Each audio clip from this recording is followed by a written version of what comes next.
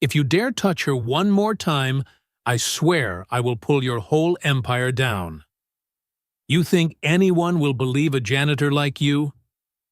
Those words cut through the jazz music, the fake laughter, and the popping champagne bubbles. The sentence made every mask in that room crack, little by little. That night was a charity gala at the Indigo House, one of the most luxurious venues in Dallas, where Texas high society draped themselves in glamour to raise funds for underprivileged children. But the truth, it was just a stage for the powerful to flaunt their wealth. In a corner of the room, Logan Price, 32, stood beside his cleaning cart. For 3 years he had worked the night shift, mopping floors, emptying trash, dealing with what people threw away, even the things they did not want to see. And yes, they never saw him. To them, Logan was just a shadow in a Navy uniform, invisible, unimportant, easily forgotten. But that night, everything was different, completely different. Preston Hawthorne, CEO of Hawthorne Systems, the head of a software empire worth $2.3 billion, was radiant beneath the crystal chandeliers. Beside him stood Grace, his wife, a woman carrying a tiny life inside her. A glass tipped over. A cold laugh. Then a slap. The sound rang crisp, sharp, merciless. Grace fell to the floor in silence. No one in the room dared move. All those refined people, the ones draped in luxury, power, and hypocrisy, looked away. Silence. Afraid of losing contracts, losing status, losing their place in their world. All of them. Except Logan. He didn't want to be a hero. He wasn't even sure he had the courage to speak. But he did. "Sir." "Please stop. She's pregnant." Preston spun around, his eyes flashing with rage. "What did you just say?" "I said stop. You're hurting her." Preston sneered, cold, contemptuous. "Who do you think you are, ordering me around?" There was no answer. But Logan did not back down. He did not know that that moment, a single small sentence in a room full of power, would ignite a fight, not just for Grace, but for everyone who had been forced into silence. Every soul buried in fear. Every voice silenced by 2 simple words. Shut up. This is not just a scandal. This is a story about courage, honor, and the fire that lives in the human heart. You are watching True Tale Time, where untold stories are told in truth. If you believe justice still exists, hit subscribe so you don't miss the most moving stories of bravery and humanity. And before we continue, if you were Logan, standing in that room full of silent people, would you dare to speak up? Before that night, Logan Price never imagined he would become known. He only wanted to get through each day. At 5 in the morning, as always, Logan woke up in his small 1-bedroom apartment in Oak Cliff, a neighborhood few chose to live in. But for him, it was all he could afford. He turned on his phone, reset the alarm for his son, Caleb, 7 years old. The boy was still fast asleep on the top bunk, clutching a worn-out teddy bear with one ear missing its fur. Logan made breakfast. Not pancakes or bacon like on TV, just cereal with milk, sometimes a slice of toast. Then he gently woke Caleb, helped him get dressed, combed his hair, and strapped on his backpack. "Dad, can we have pizza today?" "Next week, I promise." Caleb didn't complain. He was used to next week promises. Used to his father's tired face. Used to his mother's absence. Sarah, Caleb's mother, had left 3 years ago, chasing an easier life. Since that day, Logan's world collapsed. He lost his wife, his job as an electrical technician, after too many absences caring for his son, and the house they had been halfway through paying off. All that remained was him and Caleb, and a mountain of bills. Logan knocked on every door looking for work, but no one wanted to hire a single father without a college degree who needed flexible hours for school drop-offs. Eventually, he landed a janitorial job at the Indigo House, night shifts from 9 p.m. to 5 a.m. The pay was small, but enough to cover rent and Caleb's meals. Each night, he dropped Caleb off with Mrs. Regina, the elderly Mexican neighbor downstairs. She never took money. She only said, "I like having the sound of a child in the house. Go work, mijo. Don't worry." Logan was grateful to the point of speechlessness, but he never said much, only nodded, thanked her, and drove his 15-year-old pickup through Dallas's quiet streets. At the Indigo House, Logan learned how to become invisible. He learned to mop floors without making a sound, to empty trash bins so quietly that no one realized he had passed by, to lower his gaze when guests walked in, and to never look anyone in the eyes. He had seen everything: drunken men shouting at waitstaff, women in designer dresses whispering gossip about colleagues, threats, inappropriate touches, hollow laughter. And Logan? He acted like he saw nothing. Because he needed this job. Because Caleb needed food, school, a home. Because no one cared about a janitor's feelings. But that night, the night Grace Hawthorne fell to the floor, one hand clutching her pregnant belly, blood at her lips, something inside Logan broke. He thought of Sarah, of the month she carried Caleb, her belly huge, her steps heavy, but her eyes glowing with joy.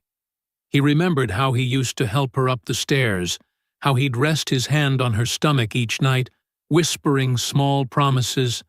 No one should ever hit a pregnant woman. No one, no matter how rich. And Logan stepped out of the shadows. He didn't feel brave. He was trembling, terrified. Logan wasn't a hero. He was just a father. But that night, he chose to do what he wanted his son to learn. Caleb was all Logan had left. Each morning when he saw his son wake, he saw Sarah's eyes in those brown ones. Each time Caleb laughed, he heard her laughter echo through the small apartment. The boy knew his father worked hard. Once, at school, Caleb drew a picture. A man with a cleaning cart, and above it the crooked words, "Dad is my hero." Logan pinned that drawing to the fridge. Every night before leaving for work, he looked at it and reminded himself, "I have to keep going. For him." But that night, when he stepped into that room full of silence, Logan wasn't thinking about himself. He was thinking about Caleb. He asked himself, if my son saw me stay silent, what would he learn? Logan Price didn't want his son to learn silence. He wanted him to learn to stand up, even when it cost something. If you were Logan, standing in that room filled with the powerful, would you stay silent or step forward? Because what happened next changed his life forever. That night, the Indigo House glittered like a painting. Crystal chandeliers scattered light across the grand hall, shimmering over tables draped in spotless white linen and vases of deep red roses. Guests wore Tom Ford suits, Versace gowns, Patek Philippe watches gleaming on their wrists. They laughed, clinked glasses, and talked about multi-million-dollar deals as casually as afternoon shopping. In the back hallway near the kitchen, Logan Price stood quietly, waiting for the crowd to thin before beginning his shift. From where he stood, the music and laughter drifted through. A dazzling world he didn't belong to. Cole Bennett, head chef of the Indigo House, stepped out, wiping sweat from his forehead. "Logan, tonight's gonna be a long one. They just added 50 more guests. Brace yourself." Logan nodded. "It's fine. I'm ready." Cole looked at him, recognizing the exhaustion behind those words. The two had known each other for 2 years. They'd started working there around the same time. Cole often slipped Logan some leftovers to take home for Caleb. They didn't talk much, but there was a quiet respect between two men carrying the same weight. "Head home early if you can," Cole said softly. "Your boy's probably waiting." Logan smiled in gratitude. "Yeah, thanks, man." But that night, Logan wouldn't make it home early. 9:30 p.m.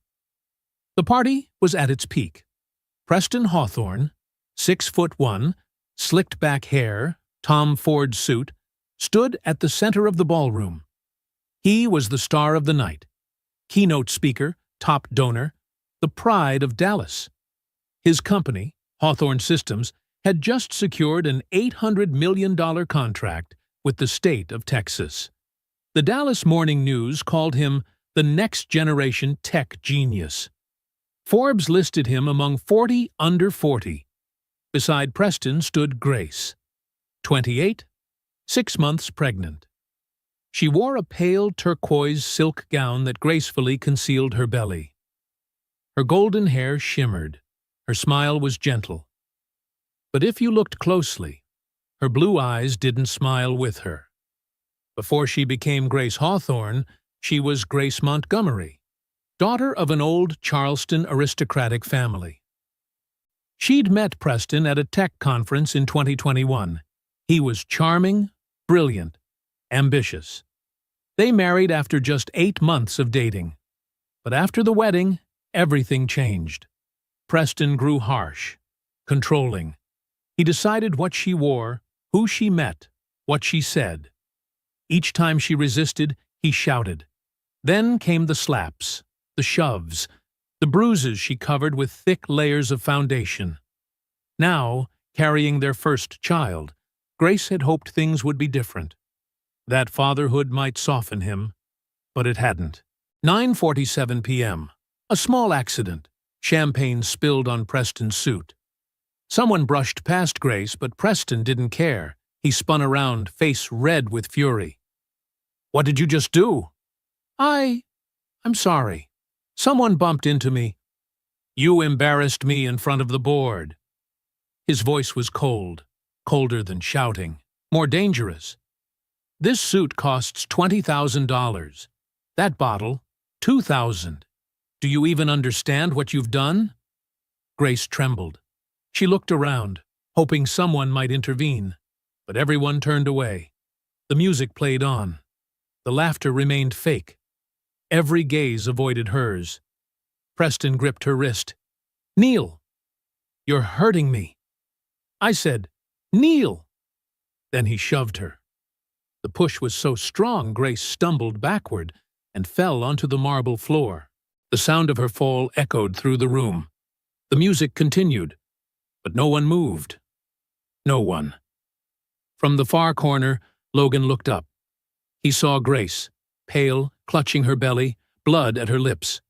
He saw Preston, towering above her, cold, unremorseful. He saw the crowd, hundreds of people watching, pretending not to.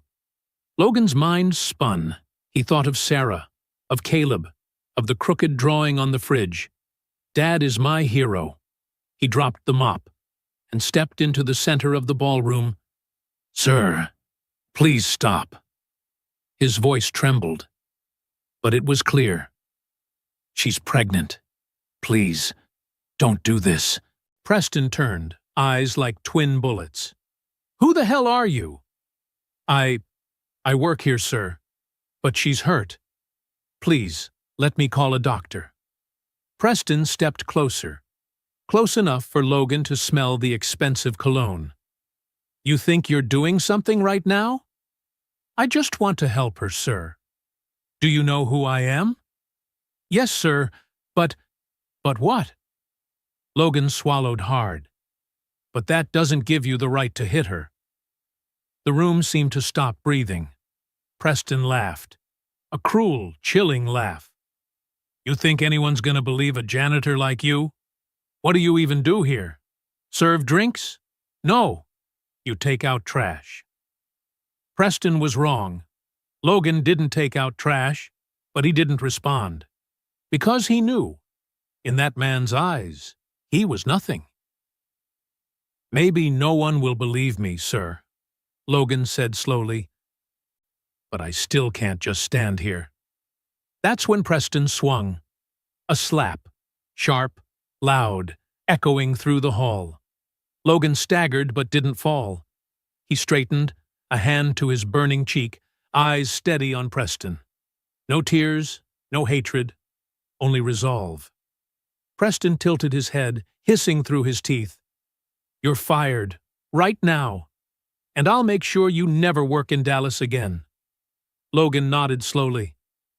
"Maybe you're right, but at least I'll still be able to look my son in the eye." Then he pulled out his phone. His hand shook, but he hit record. "If no one will believe me, at least they'll be able to see." And for the first time that night, amid the music and held breaths, someone in the crowd exhaled audibly. If you were one of those people standing there, watching it all, what would you have done?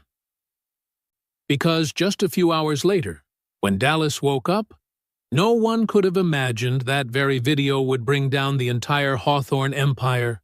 Cole Bennett saw everything. He stood in the doorway, a chef's knife still in his hand, glistening with a few drops of vegetable water. From where he stood, he could see the entire main hall. He saw Grace fall. He saw Logan step forward. And he saw the slap. Now, he was watching that man, Logan, trembling, phone in hand, standing alone against an empire. Cole was 38, a head chef for 12 years. He had cooked for presidents, Fortune 500 CEOs, and the most famous people in America. He was proud of his craft, but he also knew the unspoken rule in hospitality: never interfere in the guests' affairs. He had seen it all before: powerful men yelling at their wives, threats whispered between clenched teeth, bruises hidden beneath silk gowns, and every time he had stayed silent. Because he had a family. 3 young children. And a wife, Maya, battling stage 3 breast cancer. Her treatment cost more than $8,000 a month. Insurance only covered part of it. Cole couldn't afford to lose his job. He couldn't. But tonight, as he watched Logan, a single father making $15 an hour, step into that glittering room, something inside Cole cracked. He remembered 2 years ago, when Maya was first diagnosed. They sat in the clinic, the doctor saying, "You need to start chemotherapy immediately." Maya cried. Cole held her hand and promised, "Don't worry, I'll take care of everything." And he did.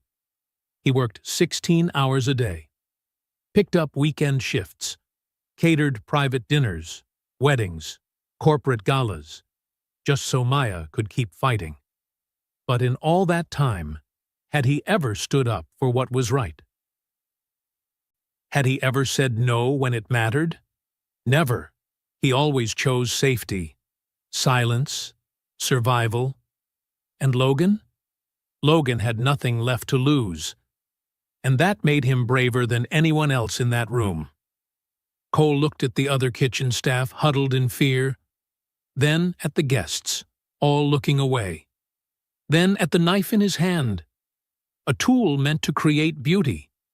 But tonight, his hands would serve a different purpose. Cole set the knife down, untied his apron, and stepped out of the kitchen. Enough. Cole's voice wasn't loud, but it carried through the suffocating silence.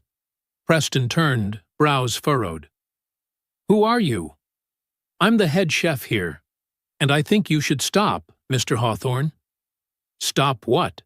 This is my family's business." "It stopped being just your family's business when it happened in public. Not when she's bleeding and carrying your child." Cole walked forward, standing beside Logan. 2 men, a chef and a janitor, side by side. They didn't need to say more. The message was clear. Logan wasn't alone anymore. Preston's eyes flashed with fury. "Do you have any idea what I can do to you?" "I do," Cole said calmly. "You can fire me. Make sure I never work again. But you can't make me watch a pregnant woman get beaten." "You dare?" "Yes, I dare." Cole pulled out his phone and turned on the camera. "And now there are two of us recording. Do you want to keep going?" The silence grew heavy as lead.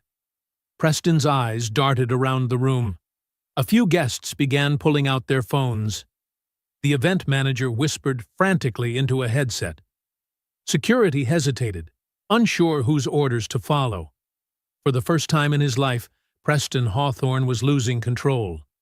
He adjusted his collar, forced a smile. "I think there's been a misunderstanding. Grace, get up. We're going home." But Grace didn't move. She stayed on the floor, clutching her belly, lips trembling. Cole knelt beside her, his voice soft. "You don't have to go with him. We can call an ambulance." Grace looked up, tears streaming down her face. "But he can't hurt you when there are witnesses."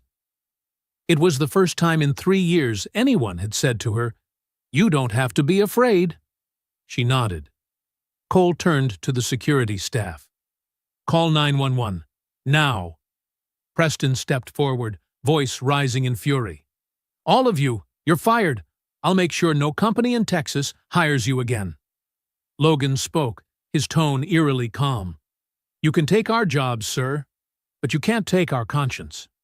Cole nodded. "I'd rather lose my job than lose my humanity." And then, something no one expected happened. A woman in the crowd, around 50, in a crimson evening gown, stepped forward and began recording. Then another. Then 5 more. Within 2 minutes, more than 20 phones were pointed at Preston. His empire wasn't built on steel. It was built on image. And now, that image was crumbling right before everyone's eyes. Preston looked around, face pale. He turned sharply and stormed toward the exit.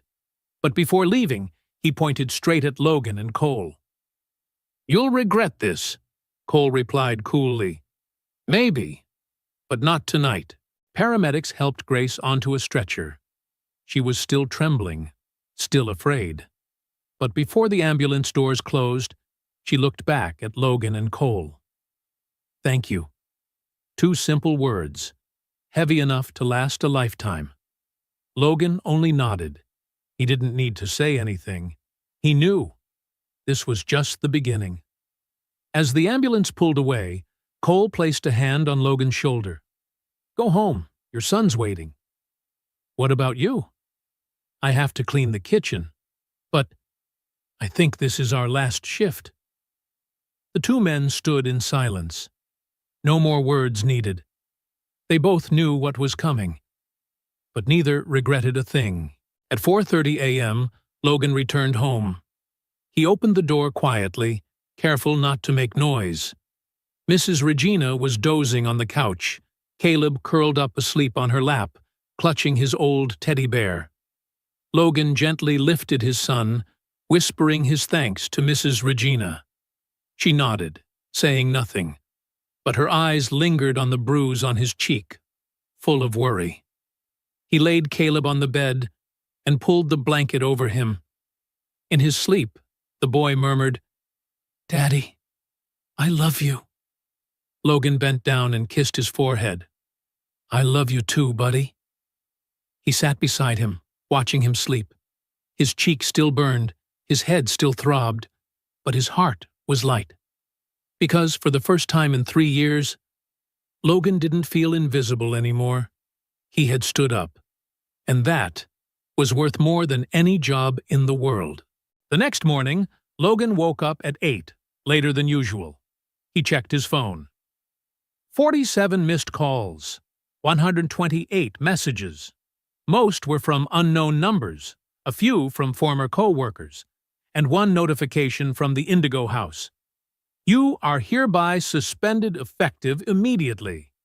We are conducting an internal investigation into your disruptive behavior during last night's event. Please refrain from contacting clients or the media. Any violation will result in legal action. Logan read the message, then set the phone down. He had expected this, but reading it still hurt. He was suspended. Not Preston under investigation. Him. A text came from Cole. Me too. They said I acted beyond authority. We need to talk. Caleb didn't know anything. Logan didn't want him to worry. He still made breakfast, drove his son to school, smiled, asked about his math test. But as Caleb ran through the school gate, Logan's chest tightened. How would he pay rent next month? How would he buy food? Without work, what would happen to them? He drove to a small cafe in Oak Cliff. Cole was already there, face drawn, eyes red. They took down the video, Cole said flatly. Logan frowned. What? My video. On X. Tried to open it this morning. Files corrupted. What about yours? Logan pulled out his phone. His stomach dropped. The video file was broken, unplayable. He had recorded from 9:47 to 10:02. 15 minutes. Everything. Now, gone. How could they? Cole shook his head. I don't know. But Preston Hawthorne isn't just anyone. He's got lawyers, IT experts, crisis managers. If he wants something erased, it gets erased. Logan slumped into the chair, hands over his head. So, we've got nothing. Not exactly. Cole reached into his pocket and placed a USB drive in Logan's hand. I copied it from the restaurant's security feed before they wiped it. Not crystal clear, but you can see Preston push Grace, slap you, and the crowd just watching. Logan held the USB like it was a diamond. How did you? I know the head of tech. He sent it to me before the deletion order came down. But Logan, if we use this, we could get sued. They'll say we stole company property. And if we don't? Then Grace never gets justice, Preston walks free, and last night becomes just another misunderstanding. Logan stared out the window. Dallas outside kept turning. Luxury cars gliding by. People in suits walking into glass towers. The world of the powerful went on unchanged. And him? He wasn't even sure he could make rent. But he thought of Grace, of her terrified eyes, the way she held her stomach. We use it, he said quietly. Cole nodded. That's what I thought. Logan wasn't good with social media. He had one X account, just to look at pictures of his son. No Facebook, no Instagram, but he knew one thing. He needed a voice. He opened his old laptop, sat before the blurry camera of an 8-year-old machine. No script, no lighting, no filters. Just a tired man, a bruise still bright on his cheek, and a heart that had made up its mind. He hit record. My name is Logan Price. I'm 32 years old. I'm a single father to a 7-year-old boy named Caleb. Last night, I was working at the Indigo House in Dallas. I'm a janitor. My job is to clean floors, take out trash, and be invisible. At least, that's what people expect. He took a breath. But last night, I saw something I couldn't ignore. I saw a man, a billionaire CEO, shove his pregnant wife to the floor. I saw him slap her. I saw blood on her lip, and I saw hundreds of people watch, in silence. Logan paused, swallowing hard. I'm not a hero. I'm just a father. And I thought about my son. I thought, if one day he sees a woman being hurt, I want him to know what to do. I don't want him to learn silence. I want him to learn to stand up. So I did, and I got slapped, threatened, fired. The video I took was erased, but the truth can't be erased. He looked straight into the camera. Preston Hawthorne, CEO of Hawthorne Systems, hit his pregnant wife in front of hundreds of people, and no one stopped him. Until now. I don't have money. I don't have lawyers. But I have the truth. And I won't stay silent. He turned off the camera. His hands still trembled. But he pressed upload. Within an hour, the video hit 50,000 views. In 3 hours, 500,000. By evening, 2 million. The hashtags #JusticeForGrace and the Logan Price spread across Twitter. Local headlines followed. Janitor accuses billionaire CEO of abusing pregnant wife. Shocking footage, the only man who spoke up. Who is Logan Price? But with support came darkness. Threat messages. You ruined Mr. Hawthorne's reputation. You're dead. Emails from lawyers. You are committing defamation. We will sue you into bankruptcy. Phone calls. Strange, cold voices. Watch your kid. Logan shut off his phone, heart pounding. He looked toward the bedroom, where Caleb slept peacefully. What have I done? Cole texted. You've seen the news? They're coming after you. Yeah. They hired a PR firm. They're saying you did it for fame, for money. They're digging up your past, Sarah's car accident, your debts. They can't do that. They can, and they are. Logan, you need a lawyer. You know I can't afford one. Then we find someone who'll take this on. Someone not afraid of Preston Hawthorne. But in Dallas, where Preston had friends in nearly every major law firm, who would dare? Across town, a woman replayed Logan's video for the 5th time. Harper Quinn, 29, independent journalist. She had once written for the Dallas Observer, fired after an expose on corruption. Since then, she'd gone freelance, funding her own investigations, chasing stories others wouldn't touch. And this story? This was the one she'd been waiting for. Harper picked up her phone and dialed the number Logan had left under the video. Hello, Logan Price. This is Harper Quinn. I'm a reporter. I believe you. And I want to help you tell this story the right way. Logan hesitated. How do I know I can trust you? You don't. But you don't have much choice either. Preston's using money to silence everyone. But you know who he can't silence? Who? Grace Hawthorne. Logan went still. She's at Roper St. Francis Hospital. Harper continued. They're trying to keep her quiet. But if we can reach her, if she's willing to speak, they'll never let her. Not unless we act fast, before they move her somewhere else. Logan looked toward the bedroom, where Caleb lay curled under his blanket.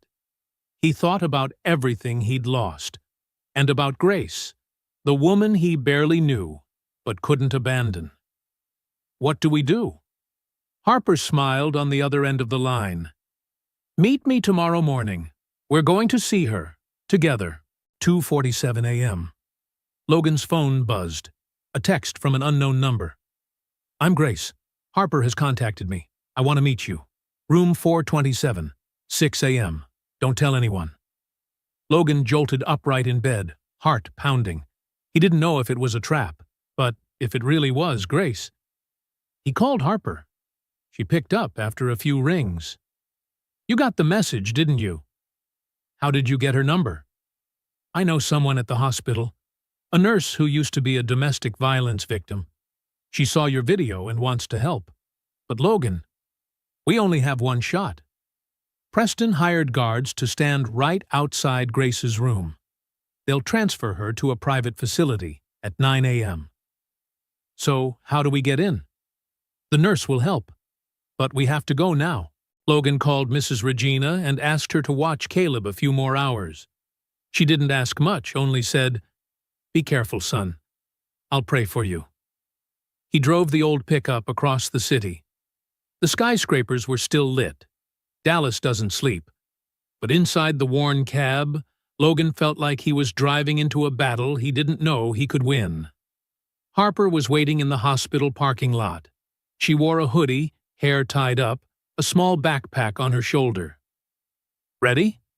Logan nodded, even if he wasn't sure he was. They went in through a side entrance. Linda, a nurse around 40, met them and guided them down a quiet corridor. She spoke softly. "Two guards are in the main lobby. They're allowing family only. But there's a separate passage from the maternity ward. I'll take you." Cold white hallways, the sting of disinfectant in the air. Logan's stomach tightened. He wasn't used to hospitals.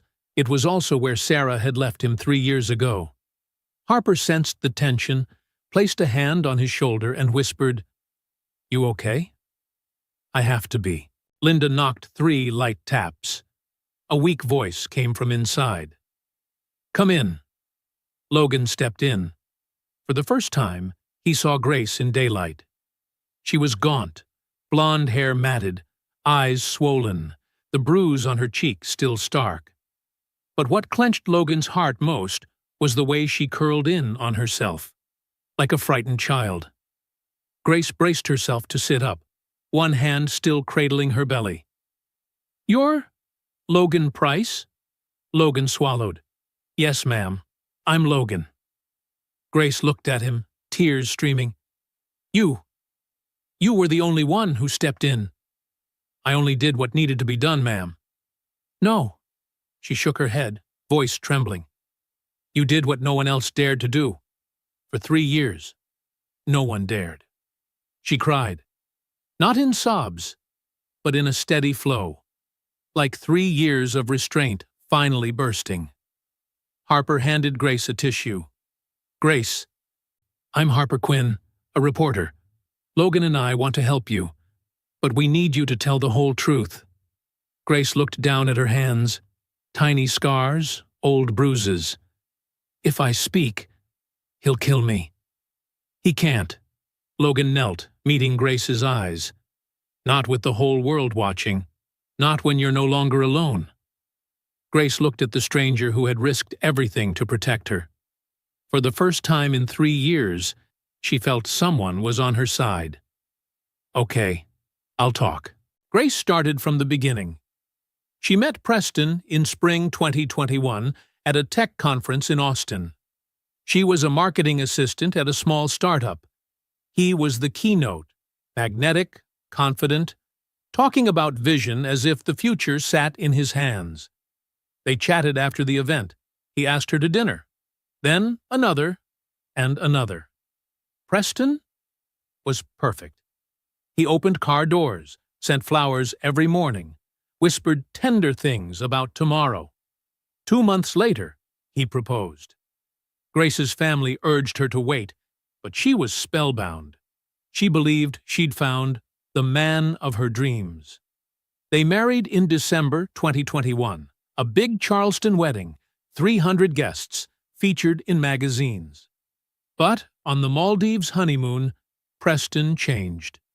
He checked her phone, who she texted, why the dress was short, why she smiled at a male server. At first, Grace told herself, "He's jealous because he loves me." Then came the shouting, the shoves, the first slap. March 2022, they fought because Grace wanted to visit home. Preston said, "You don't need them. You have me." She pushed back, and the slap landed. Sharp, stinging, sudden. Afterward he knelt, cried, apologized. "I didn't mean to. I love you too much. I'm afraid of losing you." Grace forgave him. She thought it was an accident, but it repeated. This time, there was no apology, only, "You deserved it. You made me angry." Grace tried to call her mother, but Preston had taken her phone, installed tracking apps, read every text, listened to every call. She once tried to run. Preston found her at a hotel and slammed her head against the wall. "Where do you think you're going? You belong to me, forever." From then on, he isolated her. No friends, no job, no leaving the house without him. Grace became a prisoner in her own multi-million-dollar mansion. Then she got pregnant. She thought, maybe now he'll change, maybe when there's a baby. But Preston got worse. He kicked her belly when dinner was late, shoved her on the stairs when she cried, tightened his hands around her throat when she begged to call a doctor. The gala night was Grace's last attempt to signal for help. She spilled the drink on purpose, hoping someone would notice, someone would see. And Logan did. "You saved my life. And my baby's." Logan shook his head. "You saved yourself. You were brave enough to come here, brave enough to tell your story." Grace managed a weak smile. She opened a drawer and took out a USB drive. "This is everything I have. Footage from the home security cameras, audio recordings, photos of my injuries after each time." Harper took the USB, her hand trembling slightly. "Grace, you know what this means, right?" "I do. But I can't let my child grow up in that house. I can't." Logan stood, voice firm. "We'll protect you. I promise." Grace nodded. "I believe you." As they were about to leave, a shout rang out. "They're here! Room 427! Two large guards rushed up, blocking the door. "You're not authorized to be here. Out, now!" Harper stepped forward, keeping her voice steady. "We're journalists. We have the right—" "You have no rights here. Leave before we call the police." Logan stood beside Harper, knowing brute force wouldn't work. From inside the room, Grace spoke, weak but resolute. "I want them here. This is my decision." One guard stepped in. "Mrs. Hawthorne, Mr. Hawthorne instructed—" "I don't care what he instructed. This is my room. I want them here." The guards hesitated. They weren't trained for this. Linda, the nurse, stepped out, voice firm. "Per hospital policy, the patient decides who may enter her room. If you interfere, I will call hospital security." The guards looked at each other. One pulled out his phone to call Preston, but it was already too late. Harper had finished recording the interview. Logan had the USB, and Grace, at last, had spoken. Harper worked for 18 straight hours. She watched every second of the footage Grace had given her, each clip another shard of hell. Footage from the living room camera, Preston punching Grace in the stomach, shouting, "You embarrassed me!" Footage from the bedroom, Preston choking Grace until she nearly lost consciousness, then walking away as if nothing happened. Footage from the kitchen, Preston shoving Grace so hard her head hit the counter, blood dripping. He didn't call for help, just said coldly, "Clean it up yourself." The audio recordings. Preston, "No one will believe you." "Who am I?" "I'm Preston Hawthorne." "And you?" "You're nothing." Preston, "If you ever leave me, I'll kill you. Then I'll kill the baby." Harper had to stop several times, not because of the editing, but because of the tears. 10 years ago, at 19, she had been a victim too. She had escaped, spoken up, but no one believed her. They called her dramatic, attention-seeking. Now, looking at Grace, Harper saw herself, and she made a silent vow. This time, the world will not look away. Harper created a compilation video, not a dry report, but a story. She opened with Preston's smiling photos on magazine covers, radiant, successful, celebrated. Then cut to the gala night. Logan being slapped, Grace collapsing. Next came the home footage, every punch, every threat, every bruise. Then the interview, Grace's real face, real tears, real pain. Finally, she ended with Logan's words, "I'm not special. I'm just a father. But I believe when we see something wrong, we have to stand up. Not because it's easy, but because it's right." Harper uploaded the video to YouTube, Vimeo, and her personal site. She sent the link to major outlets, CNN, NBC, ABC, BBC. She typed the email, "This is the story you need to tell." Not because it's sensational, but because it matters. Then she hit send and waited. 7 a.m., 10,000 views. 9 a.m., $500,000. 11 a.m., 3 million. The hashtag Justice for Grace climbed to the top of global trends, not just in the US, but in the UK, Canada, Australia, even Vietnam and Japan. Celebrities began sharing it. Oprah. "This is what courage looks like." Michelle Obama. "No woman should suffer in silence." Reese Witherspoon. "Believe women. Protect women." But the backlash came too. Some defended Preston. "Don't judge too soon. We haven't heard his side." Some attacked Grace. "Why didn't she leave earlier? She stayed for the money." And some targeted Logan. "Just chasing fame off someone's misery." Harper replied to every cruel comment with facts. She refused to let trolls bury the truth. Meanwhile, Logan's phone wouldn't stop ringing. Lawyers from New York, California, even London called, offering to represent him for free. A major Manhattan firm, Morrison and Associates, emailed, "We would like to represent you and Mrs. Grace Hawthorne pro bono. We believe in justice." Cole called, his voice full of disbelief and hope. "Logan, you see this? We're winning." But Logan didn't feel like he was winning. He was exhausted. He sat on the floor while Caleb drew beside him. "Dad, why is everyone talking about you on TV?" Logan brushed his son's hair. "I did something, and people are talking about it." "You did a good thing, right?" Logan looked into those innocent eyes. "I hope so, buddy." Caleb smiled and held up his drawing, a man raising his hand, surrounded by light. "This is you, Dad. You're a superhero." Logan hugged his son. Tears fell.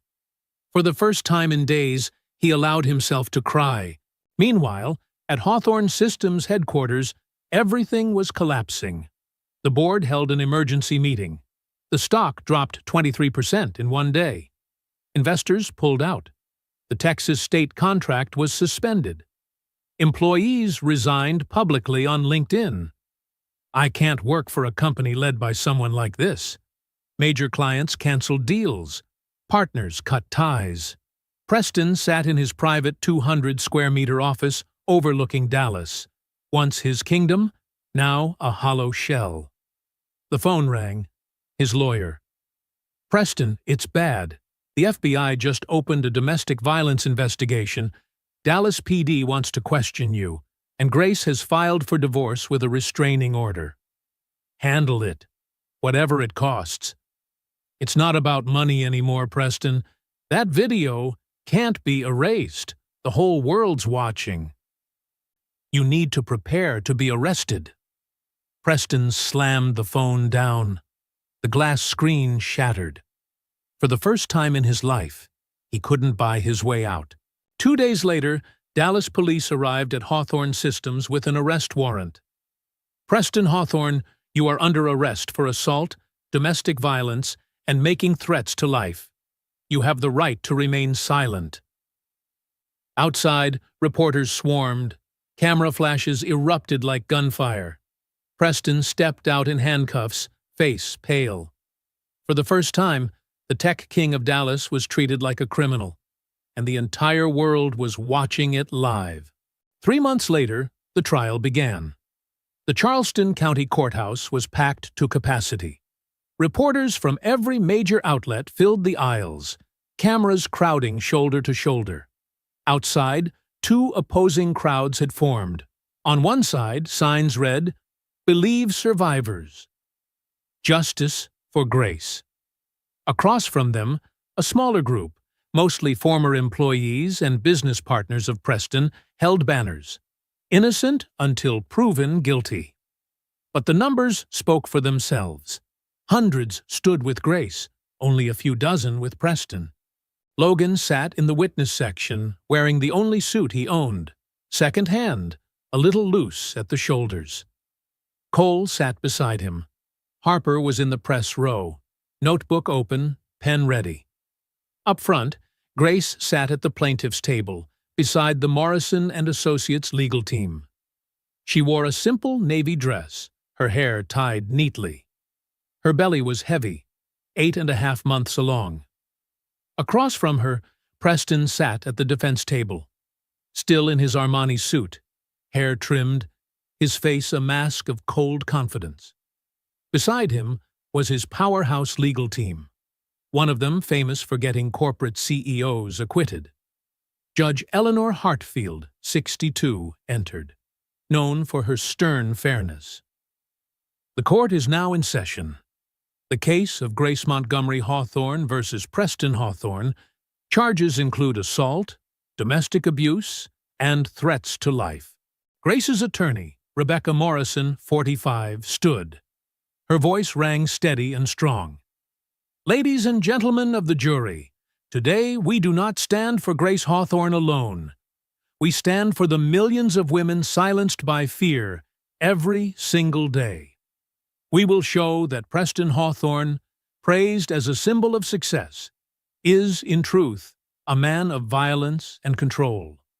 And we will prove this not with rhetoric, but with evidence, with testimony, with video, with medical records, and with the courage of those who refuse to stay silent.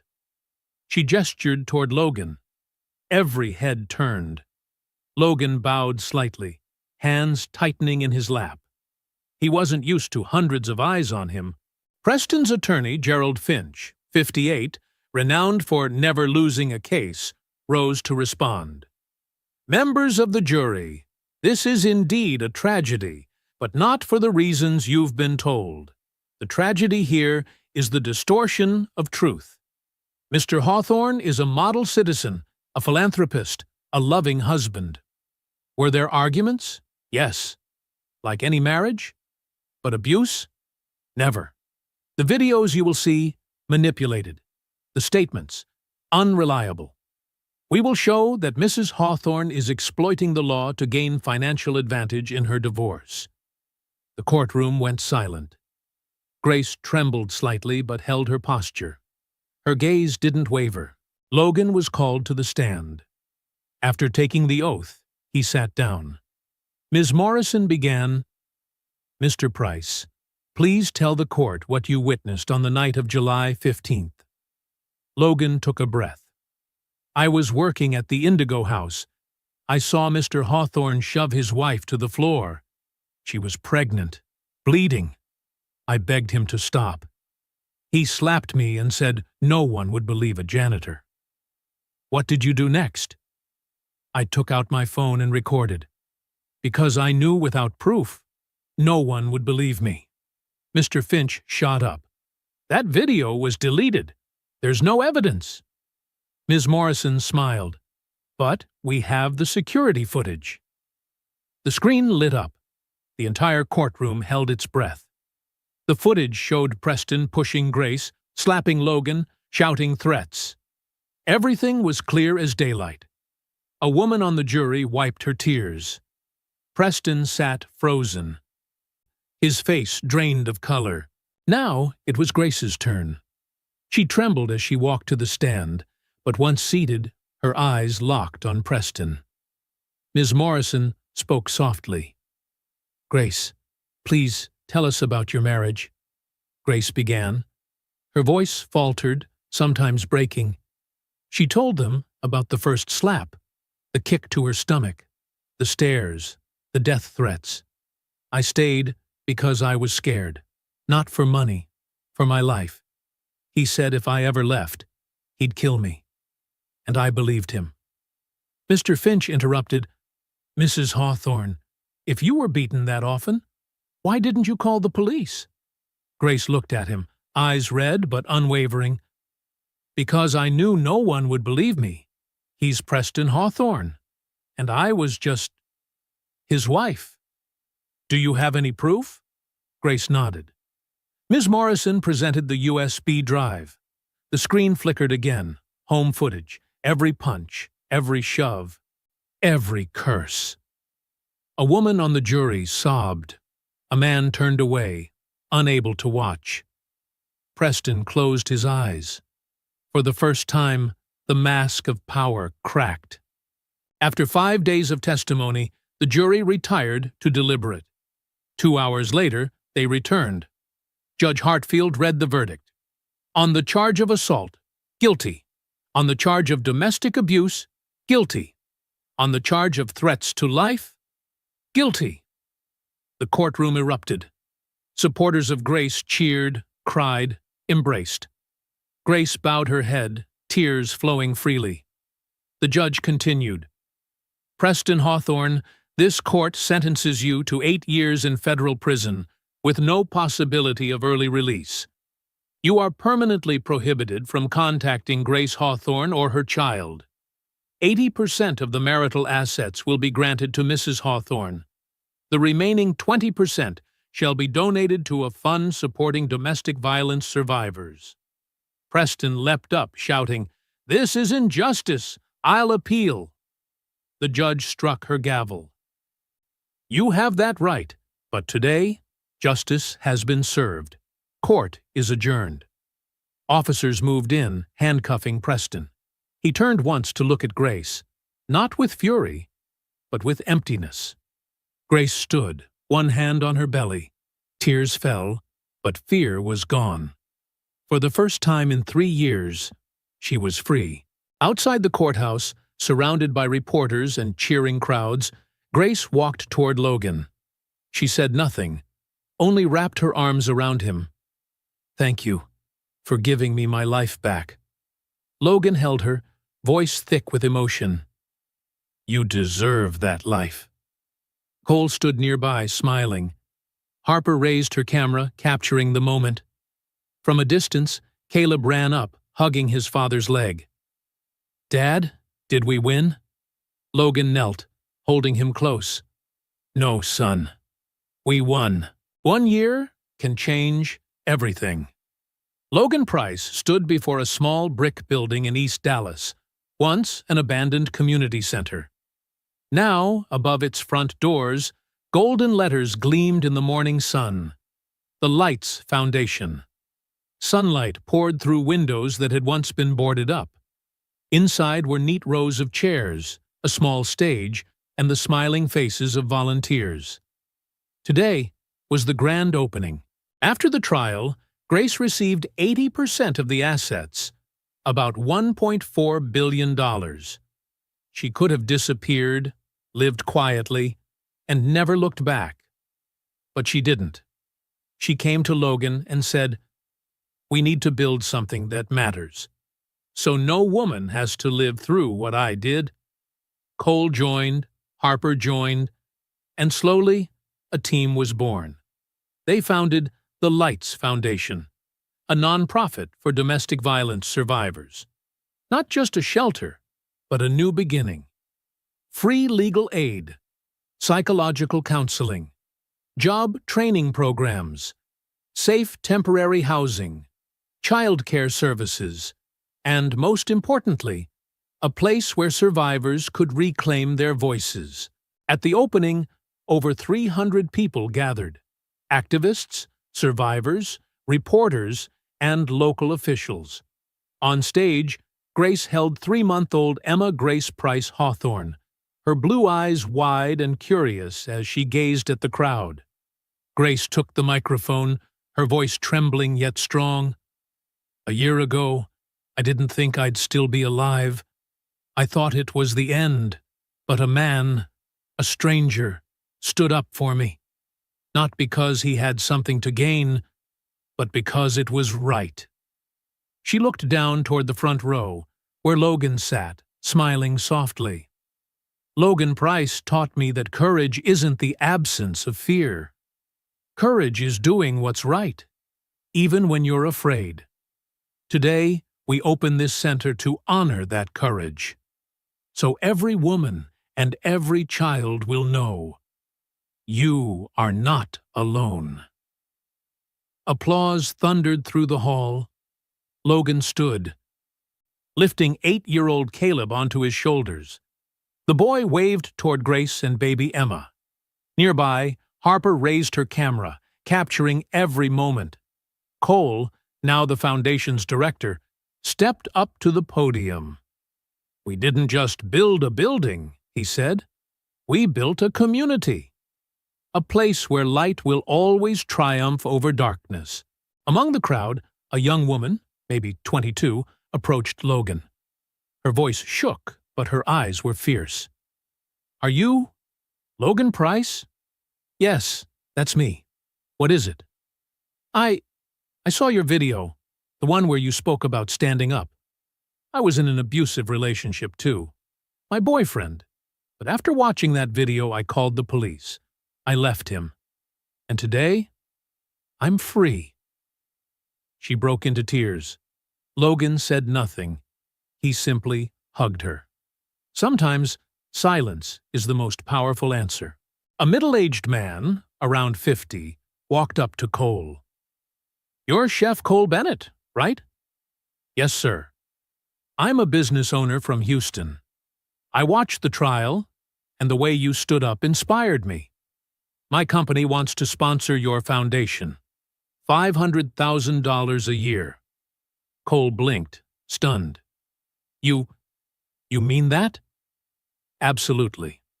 And we'll encourage other companies to join. What you're doing, it matters."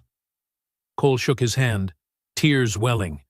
For the first time in his life, he realized his work wasn't just about survival. It was about change.